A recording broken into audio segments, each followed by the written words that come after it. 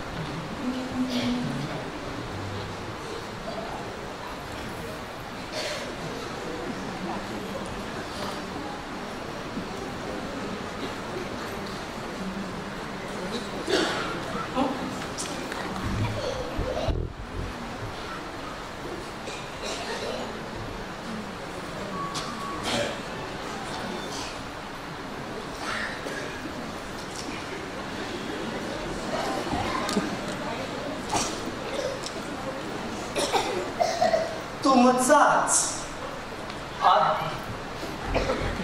केवळ तुमचाच संगीत संगीत संगीत संगीत संगीत रस लोलू आम्ही हिंदो हमीर हिंदो वा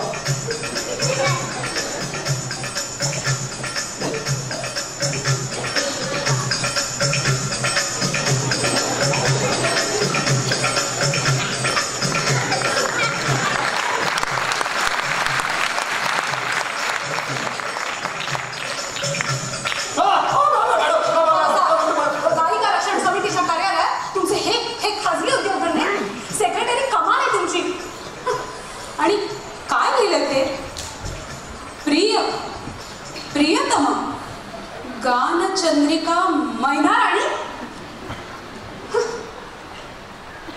तुमच्या मुलायम स्वरपाशात बद्ध झालेला हा हमीर हिंडोल स्वरपाशात काय? अहो मॅडम फक्त स्वरपाशात असं लिहिलंय हो, करपाशात असं नाही हो लिहिलंय. हे पाणी केले काय काय लिहिलंय त्याने पुढे?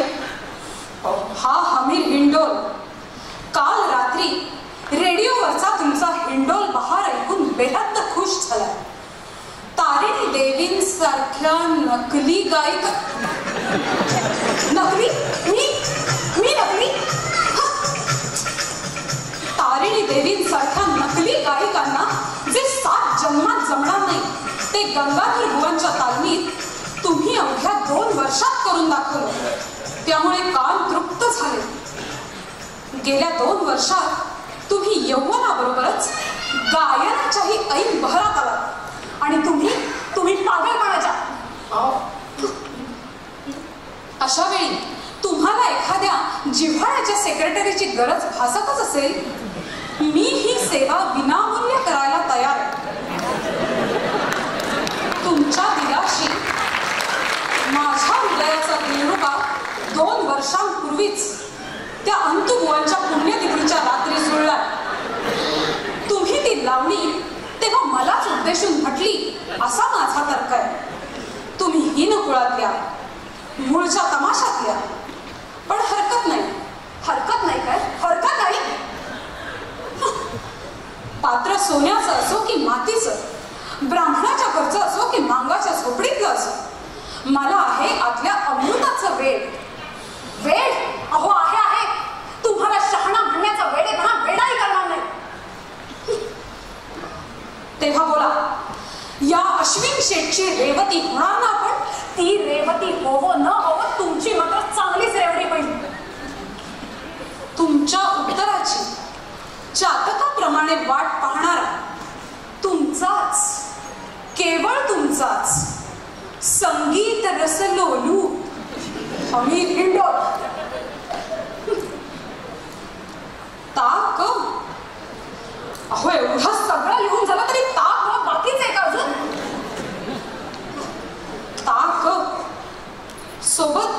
सुंदर रेशमी साडी ही भेट म्हणून पाठविते. स्वीकार व्हावा हमी.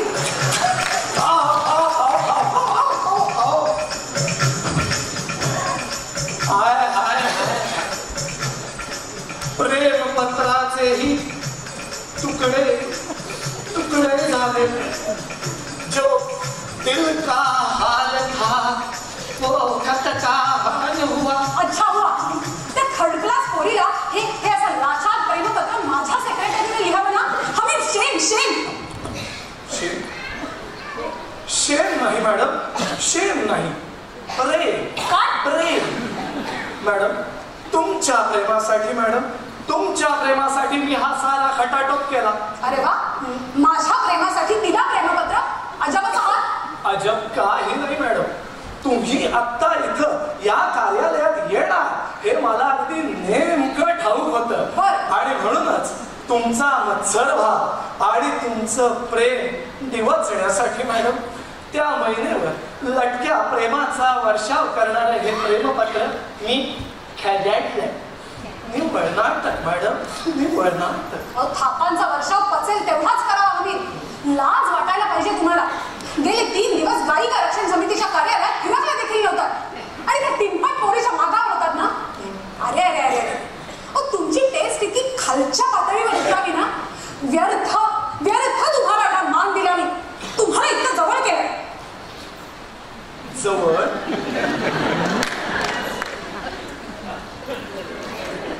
जवळ जवळ नाहीच मॅडम. आणि मान कसला दिला? फक्त सेक्रेटरी केलात मला. मग काय राष्ट्रपती करायला हवं होतं? नाही, राष्ट्राचं राहू द्या, राष्ट्राचं तर राहूच द्या, पण निदान पती करणं तरी तुमच्या हाती होतं. तुमच्यासारख्या कंगाला ना पती करण्याच्या उचापतीत कोणी पडणार नाही. स्वतःची लायकी ओळखा. मॅडम मॅडम, माझी लायकी कमी असेल, मी कंगाल असेल, मी नालायक असेल, पण मॅडम तुमच्या नुसत्या स्पर्शाने देखील मी लायक झालो असतो. माझ्या स्पर्शानं? हो मॅडम. ते कसं? कारण तुम्ही लोखंड. काय? मी लोखंड तर तुम्ही परीस. अजूनही वेळ गेलेली नाहीये मॅडम. मी जर का त्या महिनेसारख्या टिनपाट पोरीच्या प्रेमात पडून नाहीये असं जर का तुम्हाला वाटत असेल तर वाटत असेलच तर मग तुमच्या या दुर्लभ प्रेमाचा जॅकपॉट मला मिळायला हवं. काय करताय तुम्ही? उठा आली. मॅडम माझी तुम्हाला नम्र विनंती आहे मॅडम, मला तुमच्या पदरात घ्या. काय बोलताय तुम्ही? उठा म्हटलं ना. आणि मॅडम हा घ्या मॅडम माझ्या दुर्लभ प्रेमाचा पदर. काय बोलताय तुम्ही? दुर्लभ प्रेमाचा नजराणा.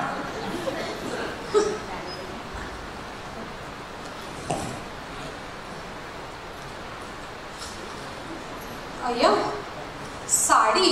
हो मॅडम.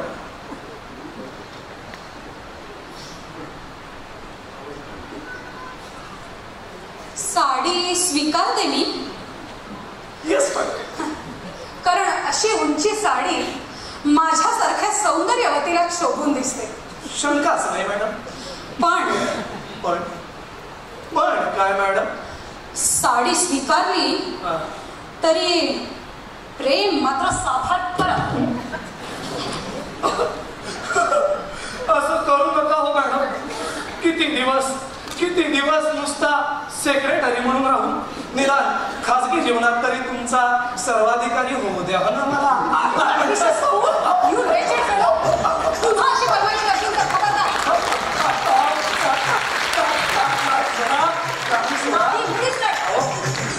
ग्रहणाच्या ऐवजी हे कर्ण ग्रहण कशाला?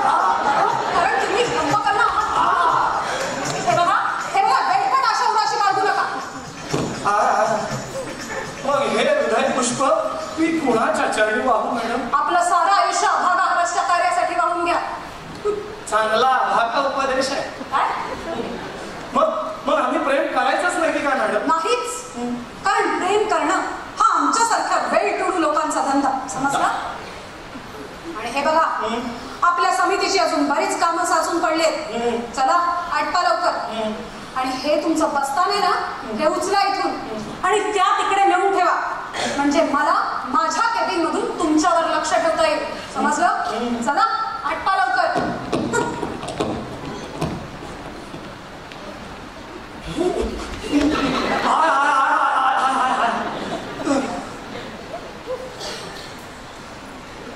म्हणजे एकंदर तारिणी देवी आम्हाला अशी नजर काही करावं तर आमच्या नशिबी प्रेमाची मेहर नजर काही दिसत नाही. तारिणी देवीनी तर फार असा क्षमा करून टाकला. पण पाहूया निदान मैनार आणि तरी मेहरबानी करतात का? कारण प्रयत्न चालू ठेवलाच पाहिजे. कोणीतरी म्हटलंच आहे, बेइश्क आदमी की जरा शान ही नाही. कोणी म्हटलंय बरं? मलाच सुटलंय बघ. तू आला बेइश्क आदमी की जरा शान ही नहीं, बेइश्क आदमी की जरा शान ही नहीं. जिसको इश्क न होवे, जिसको इश्क न होवे वो इंसान ही नहीं, वो इंसान ही नहीं, वो इंसान ही नहीं.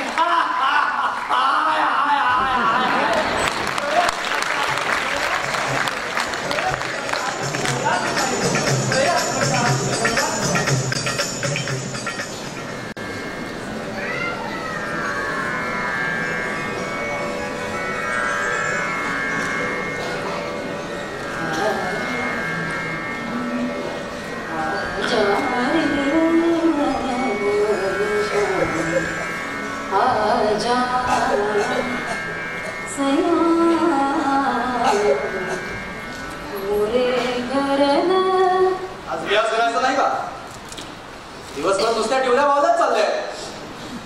रियाज बंद पुकारला की काय? आज माझा आवाज बरोबर नाही. पण रियाज झालाच पाहिजे.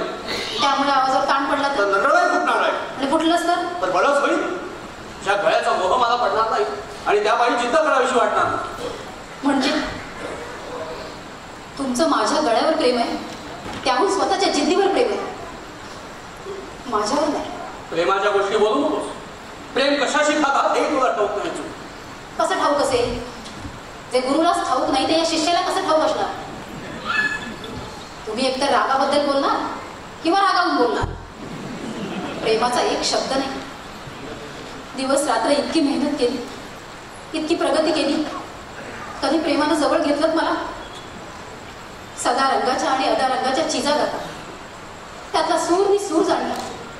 पण ते सूर ज्या प्रेमातून बाहेर पडले ते प्रेम तालाच्या थपडा खात हरकतींच्या कात्रीत कातरून निघते. बस पुढे झालं तुझं प्रेमाचं प्रवचन. मला प्रेमाचं गुणगान नको आहे, गायनाचं प्रेम हवंय. आणि हो खबरदार, तो काल शिकवलेला आला तो पलटा आज बसला नाही तर जेवण मिळायचं नाहीये.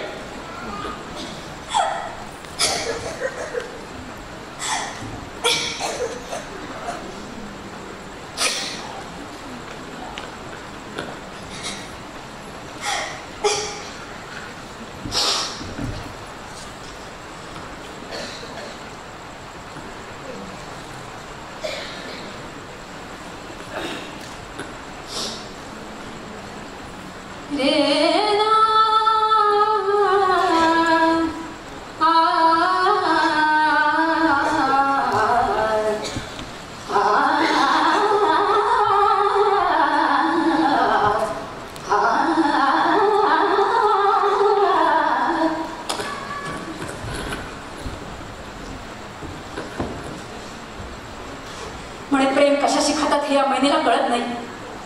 मला शिकवतोय गोष्टी. अरे जाचल नाही जाचल, जेवण नाही मिळालं तरी चालेल, नाहीच करणार रियाज. मोठा आवाज.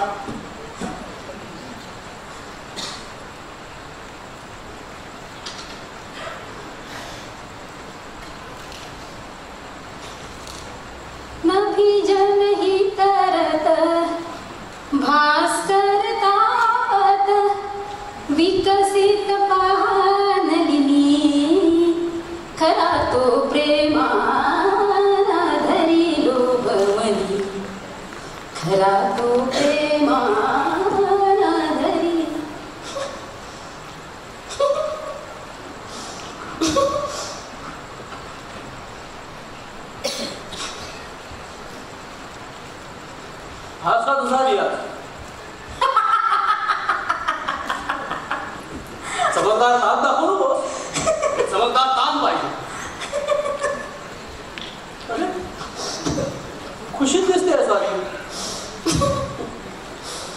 काय ग, मगाशी तुझा इतका तो त्रासलेला चेहरा इतक्यात का उजळला? सांगते ना, मला की नाही फार फार सुंदर स्वप्न पडलं. बरं आम्हाला तरी कळू दे तुझं ते फार फार सुंदर स्वप्न. पण आधी वचन द्या, रागावणार नाही म्हणून. इतकंच ना, दिलं वचन. वचन देताना हातावर हात देतात. शास्त्र शुद्ध वचन पाहिजे. बरं बाई, एक शास्त्र शुद्ध वचन. आणि सांग बाबा आता तुझं ते फार सुंदर स्वप्न. सांगते. नुकतंच मला एक गोड गोड स्वप्न पडलं.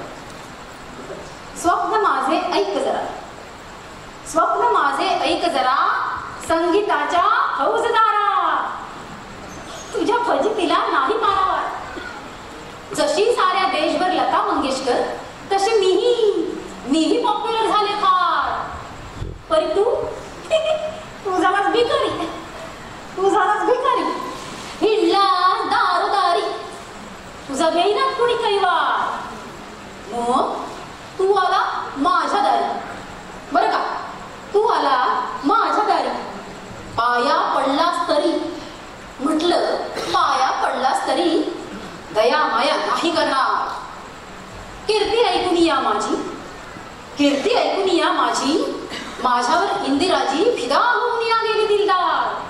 तिनं बहुमान केला, तिनं बहुमान केला आणि हुकूम सोडला, करा करा मैनाईचा जय जयकार. मला म्हणे इंदिराजी, काय इच्छा आहे ग तुझी? जे जे मागशील ते ते देणार. मी म्हटलं करा ठार, करा ठार संगीताचा फौजदार. पोलिसांची पलटण होय तयार. त्याने केला गोळीबार, त्याने केला गोळीबार. ठो ठो ठो झाला ठार फौजदार. असं स्वप्न पाहिलं नाही मजेदार. खून खून, शिष्याने केला गुरुचा खून.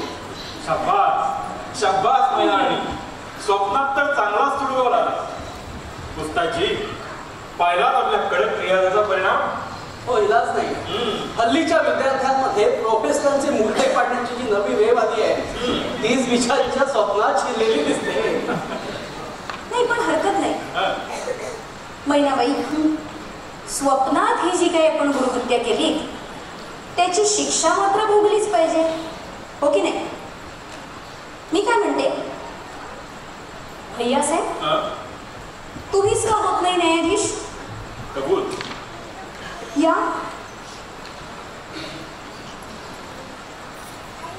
Order order. मैदानाने आपल्यावर जीवापाड माया करणाऱ्या थोर संगीतकाराचा वध आपण करूया. या घोर गुन्ह्याबद्दल आम्ही आपल्याला आत्ताच्या आता एक सल्ला फरमावतो की तुम्ही एक सुंदर चीज म्हणून दाखवली पाहिजे. हो, पण तीही इतकी उत्तम, अगदी संजीवनी मंत्रासारखी की मेलेला गुरु देखील जिवंत व्हावा. न्यायमूर्ती महाराज, मला सजा मान्य आहे, पण मी गुन्हा स्वप्नामध्ये केला आहे, त्यामुळे सजा ही स्वप्नातच झाली पाहिजे. खरं ना? अगदी खरं.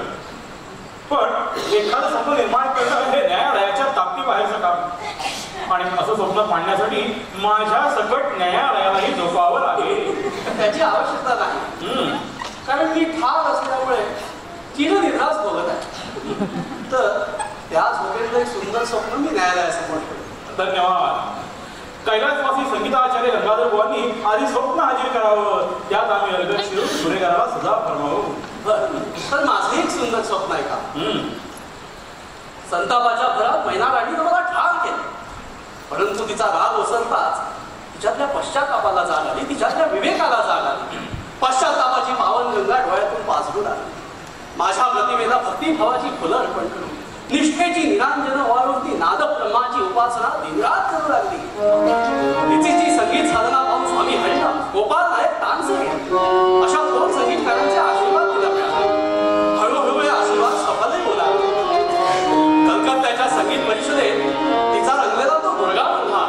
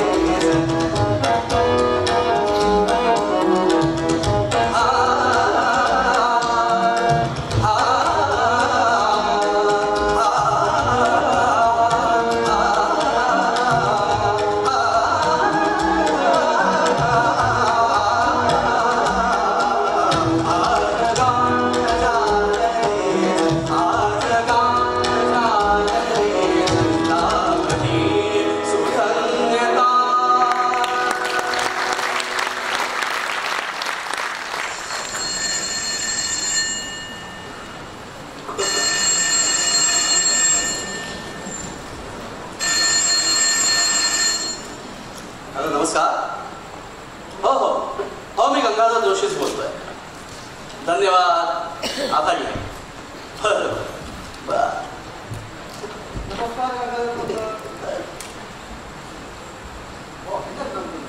धन्यवाद.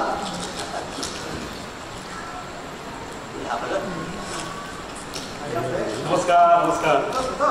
धन्यवाद धन्यवाद.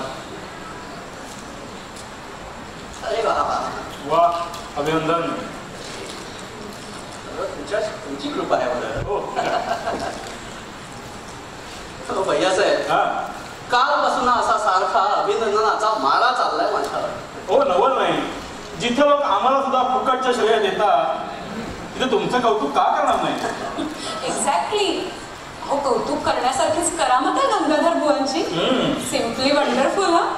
हो, तमाशातल्या एका मामूली पोरीला अवघ्या 5-6 वर्षात या लेवलला आणायचं ही काही ऑर्डिनरी गोष्ट नाही.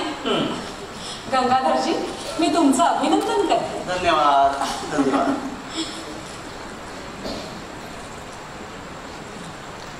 अहो तुमच्यासारखे शिक्षक जर मला मिळाले असते ना तर मी जगत विख्यात गायिका झाल्या असतात. शंकाच नाही, हा. कारण काही पिकअप करायची माझी स्ट्रेंथ तुम्हाला ठाऊकच आहे. खरंय. म्हणजे खरंच गंगाधर कुवंत आणि तुमचा योग म्हणजे रत्न कांचन योग ठरला असता. हो, अजूनही वेळ गेलेली नाही बरं का. बर. Let it dwell, be united with gold. गंडाबंधन येत्या संक्रांतीलाच करून टाकू. नको नको, ही संक्रांत नकोय.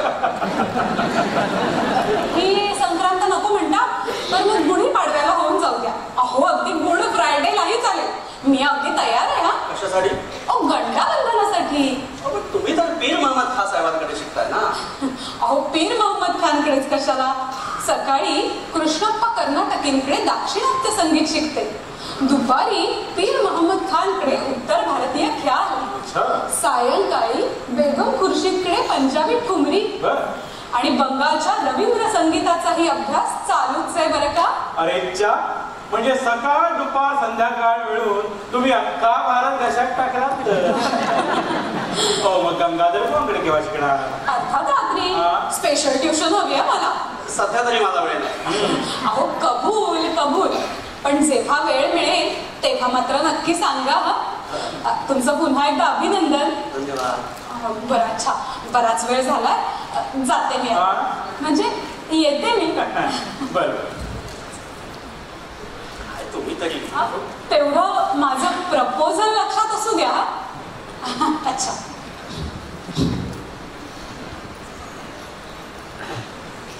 प्रपोजल घ्या.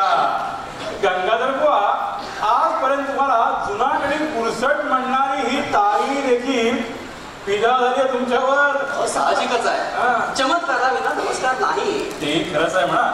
चला, मी चलतो, बराच वेळ झालाय. पुनश्च अभिनंदन.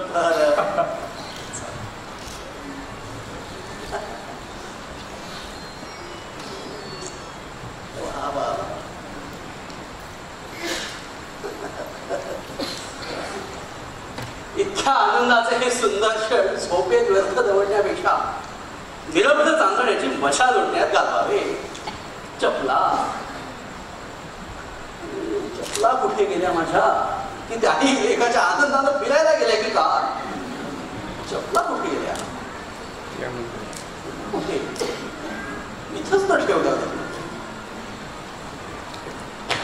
या गे चपला. कोण महिने. अगं होतीस कुठे तू. इथंच होती, या घरातच होती, पण तुमच्या मनात कधीच नव्हती आणि म्हणूनच दिसले नाही तुम्हाला. काय मोज आहे पहा. संगीत परिषदेत विजय संपादन केला मी आणि त्याची नशा मात्र चढली तुम्हाला. अगं साहजिकच आहे. 5 वर्षांची माझी जिद्द सफल झाली, माझी तपश्चर्या फळाला आली आणि माझ्या गायन शिक्षणाचा डंका वाजला. तेच, माझी जिद्द, माझी तपश्चर्या, माझा डंका आणि माझा पराक्रम. बस हा अहंकारच प्रिय आहे तुम्हाला.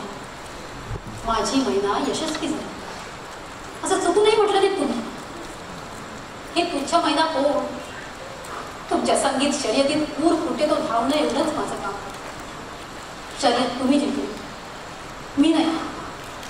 बस कंटाळा आलाय मला या जिण्याचा. अगं जायचो, त्या परिषदेचा आणि प्रवासाचा क्षीण आलाय तुला म्हणून अशी चिडचिड करतेस. जा जा बरं, आज जाऊन शांतपणानं झोप. मलाही झोप दे. झोपा, आनंदानं झोपा आणि झोपेत त्या नटरंगी तारणीचं गंडाबंधनाचं रंगीन स्वप्न पहा. तुमची एक जिद्द संपली, आता तारणीला विश्वविख्यात गायिका करण्याची दुसरी जिद्द झाली. अच्छा, म्हणजे मखाचं तारणीचं बोलणं ऐकू हा मत्सर जागा झाला वाटतं. मुळीच नाही, मुळीच नाही. कारण तुम्ही कोणत्याही स्त्रीच्या प्रेमात पडणं शक्यच नाही. गंगाधरजी, अहंकाराच्या कारागृहात प्रेमदेवता कधीही वास्तव्य करत नसते आणि म्हणूनच मला इथे राहावंसं वाटत नाही. तुमच्यासारख्या स्वार्थी, स्वयंकेंद्रित, मतलबी माणसाचे थोडे उपकार व्हायला नकोत मला या. स्वार्थी, स्वयंकेंद्रित मी. आता तुला खाण्याच्या गटारातून तू प्रतिष्ठित समाजात सूर्यगंगेच्या किनारी तुझं यशोमंदिर बांधणारा मी म्हटलं मी माझा वीट आलाय तुला. हो हो हो, तुमचा वीट आलाय मला. तुमचा आणि तुमच्याप्रमाणे लब्ध प्रतिष्ठित समाजाचा. या नकली समाजाच्या स्तुतीत जीव नाही, निंदेत दम नाही, गालाची इस्त्री बिघडणार नाही अशा बेतानच का हसणार आणि फेस पावडर न पुसेल अशा बेतानच हरडणार. हा समाज नको, त्यातलं यश नको आणि या समाजातले तुमच्यासारखे भावनाशून्य संगीताचार्य गपच नको. तुमचा संगीत तुरुंग कायमचा सोडणार आहे. जाणार कुठे? कुठे जाईल? काय करशील? काही करेन, पण तुमच्यासारख्या बेदिल बेपरवा माणसाच्या सावलीतही राहणार नाही. अखेर माझ्या कष्टाची हीच का कदर केलीस? अरे माझ्या जीवाला हीच का दाब दिलीस तू? लक्षात ठेव, तुला पश्चाताप होईल तुझ्या बेबंद बोलण्याचा, तुला पश्चाताप होईल माझी साथ सोडण्याचा.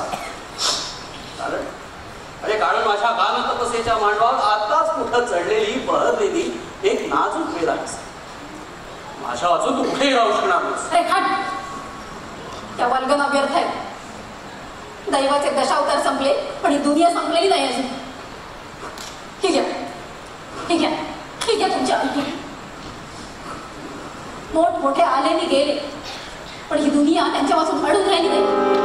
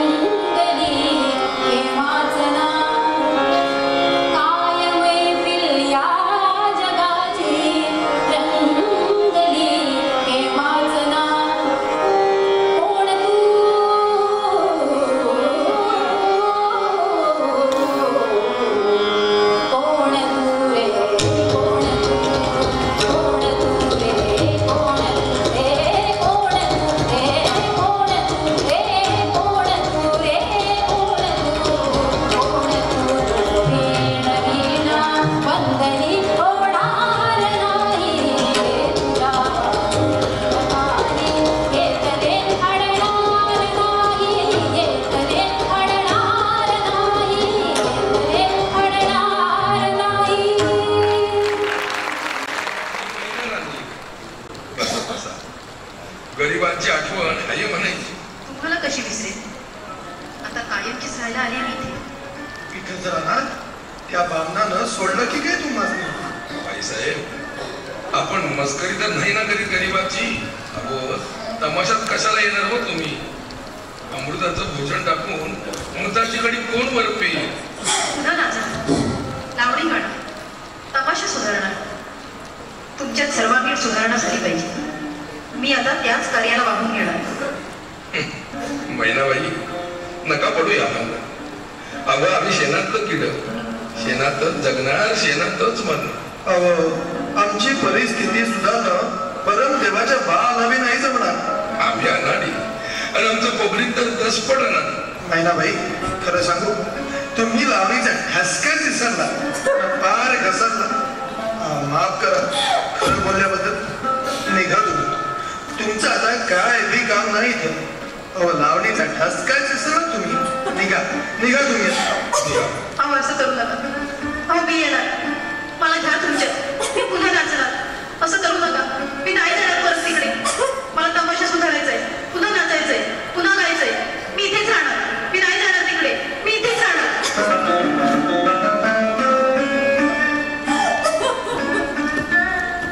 निघा निघा निघा तुम्ही निघा. तुमचं आता काय बी काम नाही. तुम्ही लावणीचा ठसकाच विसरला.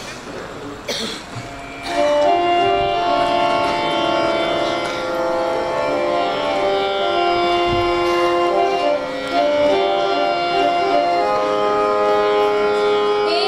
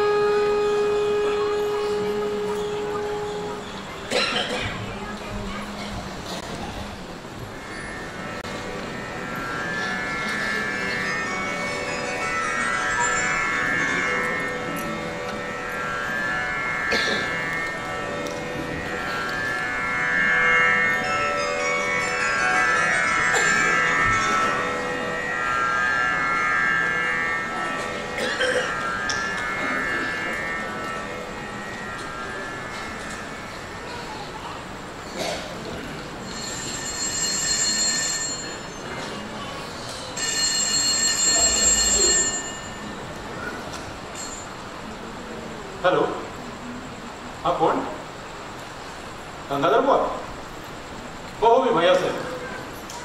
हो हो. कुठे? दिगंबर कोंबडे? हा असेल असेल. हो हो मी करतो. नाही पण तुम्ही येता येता आता तमाशा थिएटरमध्ये जाऊन ये. हो हो हो हो ठीक. अच्छा हो. भैया साहेब, भैया साहेब, माफ करा मला. मी पाठ टाकून बोलले का? डोक्यात राग घालून निघून गेले. ते रागावले असतील माझ्यावर. बघ तुझ्या भावना मी जाणतो, तशी त्याच्याही भावना जाणतो. त्यांची भावना छे कोणालाच करणार नाही. त्यांच्या वागण्याचा अर्थच समजत नाही. भैया साहेब, मला इथे येऊन 5 वर्ष झाली. त्यांच्या जिद्दीसाठी त्यांचं संगीत प्राणपणाला लावून आत्मसात केलं. तमासगिरांचा आडा आणि प्रेमळपणा टाकून ते संगीत श्रेष्ठांच्या वेगळी प्रतिष्ठेला जवळ केलं. ते सांगतील तसं वागत होते आणि म्हणतील ते ऐकत होते. पण प्रेमाचा एक शब्द तरी मिळाला का मला? त्यांना फक्त संगीताचा उन्माद अनुभवण्याची सवय. प्रेमाचा आत्मानंद नको. मी फार आशा बाळगून होते, पण साऱ्या फोल ठरल्या. माझी स्थिती ना घरची ना दारची अशी झाली. साहजिकच आहे म्हणा. जन्मदाते आई बापाचा पत्ता नसलेली अनाथ मुलगी मी. लहानपणी जिथे आई वडिलांनीच टाकलं इथे इतरांनी तरी. अगं रडू नको. अशू पूस बरं. गंगाधर बहुत मुळात शोधायला गेले. येतील तेवढ्या. तुला दुसरं कुणी नसलं तरी गंगाधर तुझाच आहे. इतकंच काय? लग्नही करील तो तुझ्याशी? अशक्य, केवळ अशक्य. 10दा सूचित केली मी माझी इच्छा त्यांच्या पुढे, पण प्रतिसाद नाही. हो पण नकारही नाहीये ना? अगं साथ काय किंवा दात काय ती समयवर द्यायची असते. आणि तशी सम आता आली. हे बघ, जे तुझ्या मनात आहे ते माझ्या मनात आहे असं वाटतं का तुला? हे बघ, चिंता करू नको. तुझं लग्न गंगाधरशी व्हावं असं माझी इच्छा आहे. हे बघ, काही काळजी करू नको. मी आहे ना तुझ्या पाठीशी. हे बघ, गंगाधर बुवा इकडे येतातच आहे. जा तू आज खोलीत जा आणि ऐक त्याचं खरं खरं मनोगत. तो आला की मी सांगतो त्याला महिना घरातून निघून गेली म्हणून. चल. काळजी करू नका.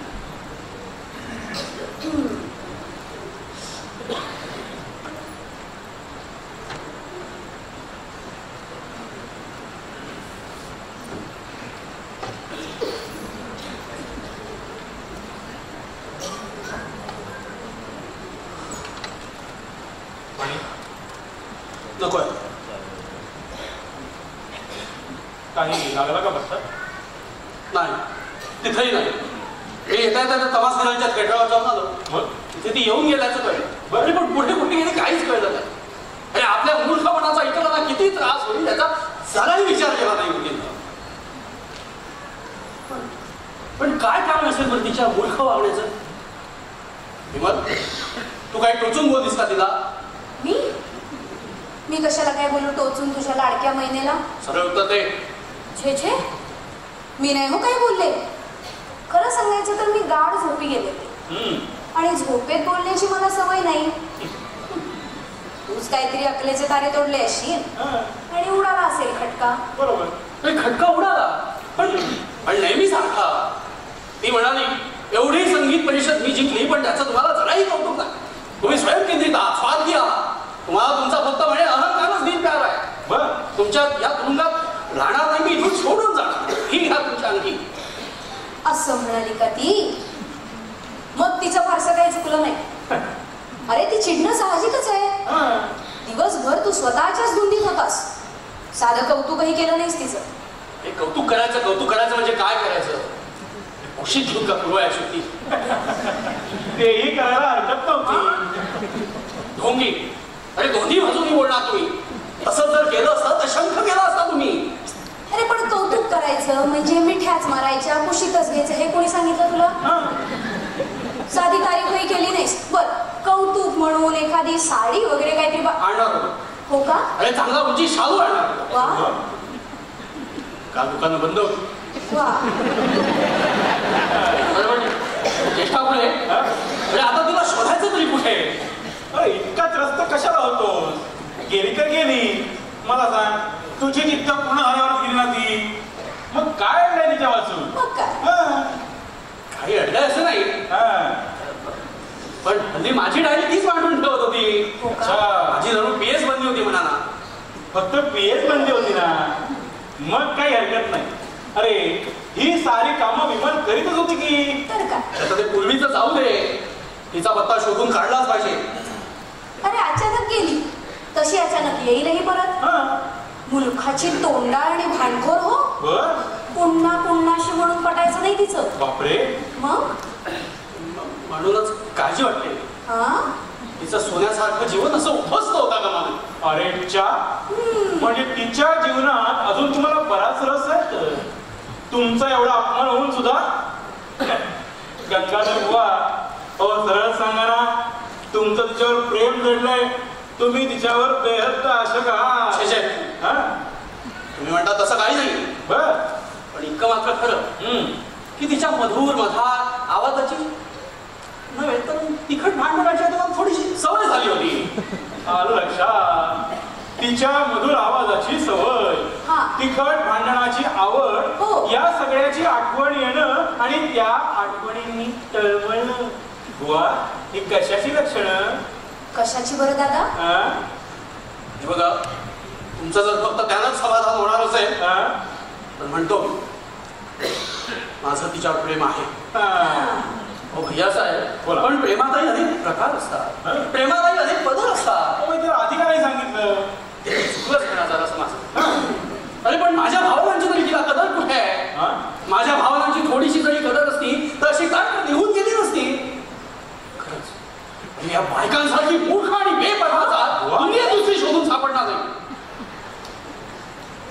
विमल, हा काय प्रकार आहे? नाही म्हणजे होती ती इथे. होय नाही होती. काय चाललाय? हा काय तमाशा चालवलाय? हा तमाशा काही नाही, हे प्रेमी लोकांचं लोकनाट्य आहे. ही घरातच होती. तुम्ही हे लपवून ठेवलं माझ्यापासून. अरे माझी चेष्टा चालवली आहे.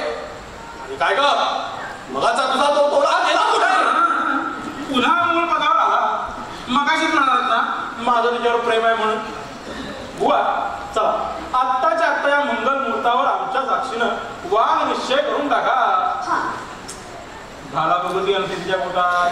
चला. तर सर्वांचाच काहीतरी गैरसमज झालेला दिसतो. गैरसमज? गैरसमज.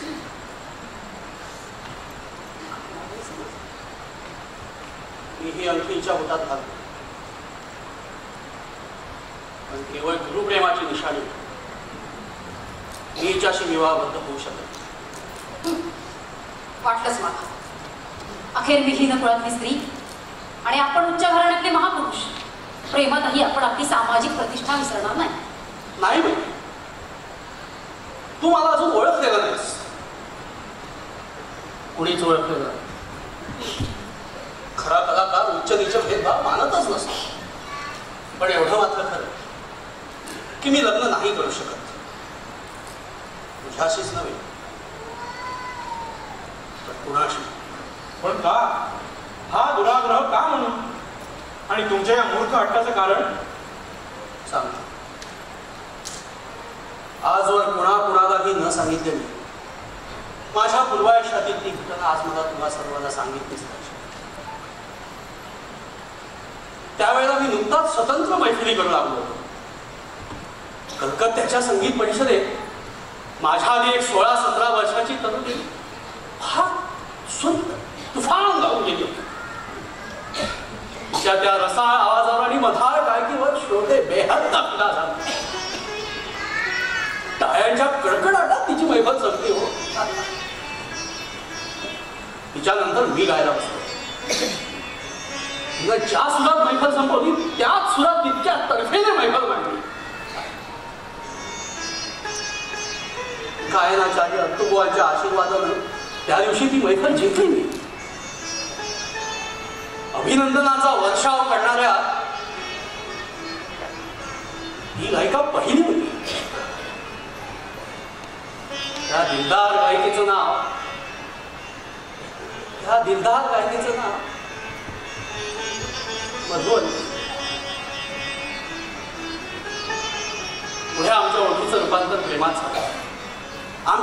मैत्रिणीबरोबर प्रेमाचाही रंग खुलतच गेला. आम्ही परस्परांना लग्नाचं वचनही दिलं. पुढं बडोद्यावर एकदा निमंत्रण आलं म्हणून आम्ही गाण्यासाठी बडोद्याला गेलो. त्या दिवशी मधुवंतीचं गाणं असं काही रंगलं की ते मी जन्मभर नाही विसरू शकत. तिच्या कंठातून जणू देवी सरस्वतीची वीणाच झंकारत होती. 3 सप्तकात फिरणारी कठीण अशी ताण घेऊन समीर येता येता तिच्या अंगात जबरदस्त ताण आला.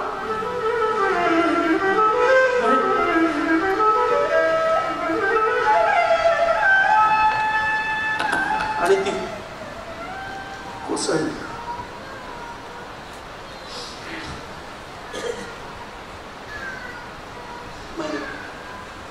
मैने मला क्षमा कर. तुला तुझ्या आवाजात तुझ्या सहवासात मला सारखा तिचाच भास होतो. मी रंगून जातो पण मी लग्न नाही करू शकत. कारण माझ्या संसार सुखाची अभिलाषा तिच्याबरोबर नष्ट झाली. आता माझ्या जीवनाचा आद्यसूर संगीत आणि अंत्यसूरही संगीतच. तू माझी प्रियतम शिष्य असूनही मी माझं मन आजपर्यंत तुझ्यापाशी पूर्णतः मोकळं करू शकलो नाही. हा माझाच अपराध. त्याबद्दल मला क्षमा. अगं आणि ही खिन्नता सोड. माझा देवा तूही स्वीकारलाच पाहिजे अशी सक्ती नाहीये. विमलप्रमाणेच तुझ्याही लग्नाचा नवे नवे संपूर्ण जीवनाचा विचार मी केला. गुरुदेव म्हणून तुम्ही माझ्या जीवनाचा विचार केला तर ते ठीकच होईल. पण कृपा करून माझ्या लग्नाचा विचार तुम्ही करू नका. कारण तुमच्याप्रमाणेच मीही माझ्या लग्नाचा विचार डोक्यातून काढून टाकला. खरं म्हणाल तर माझं तुमच्याशी केव्हाच लग्न झालं. संगीत शास्त्राच्या चंदनी चौरंगावर स्वरांच्याच मुंडावळ्या धारण करून सुरांचेच हार जेव्हा आपण परस्परांच्या कंठात घातले तेव्हाच देवी सरस्वतीनं मंगलाष्टकं म्हटली आणि आपलं शुभमंगल होऊन गेलं. मीही अंतुबुवांची शपथ घेऊन सांगतो की नाद ब्रह्माची अखंड उपासना करून मला संगीत सम्राज्ञी बनवण्याची तुमची आकांक्षा मी सफल करेन. त्यासाठी माझं प्रेमबंधन हे स्वरबंधनच राहील. मला आशीर्वाद द्या. गोष्ट माहिती माझाच अगं देवी सरस्वतीचाही अखंड आशीर्वाद तुझ्या मस्तकी आहे.